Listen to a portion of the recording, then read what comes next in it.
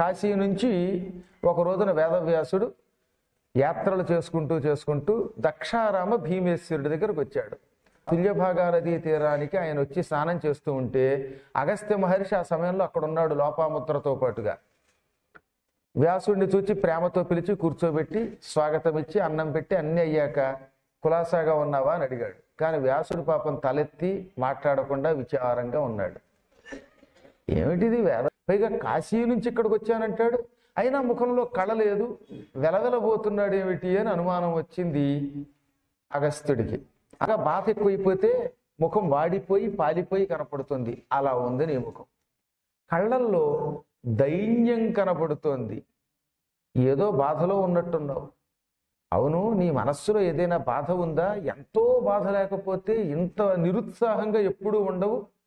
నీలాంటి అష్టాదశ పురాణములు రాసిన మహాపండితుడికి కూడా మానసిక వేదన ఉంటుందా? ఉంటే చెప్పు నాకు. పైగా కాశీ నుంచి ఇక్కడికి వచ్చానంటున్నావు. ఎంత నీచుడైనా కాశీ విడిచిపెట్టి బయటికి రాడు. అందులో నువ్వు సామాన్యుడివి కాదు.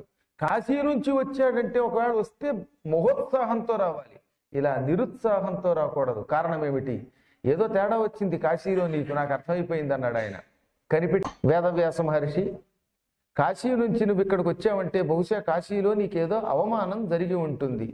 నీ అంతటి వాడిని అవమానం పరిచేటటువంటి వాడు కాశీలో ఎందుకుంటాడు? కాశీలో సూర్యుడు మొత్తం 12 రూపాయలతో ద్వాదశాదిత్యులు అనే పేరుతో కాశీలో కొలువై ఉన్నాడే, ఆయన శాంత స్వభావుడు, ఎవరిని తిట్టడు. ఆయన నిన్నేమైనా అన్నాడంటావా కొంపదీసి? లేక వెనక వైపుండే డుంటి విఘ్నేశ్వర స్వామి నీవు నమస్కారం చెయ్యకపోవటం వల్ల కోపం వచ్చి తొండంతో తల్లి గంటాడా?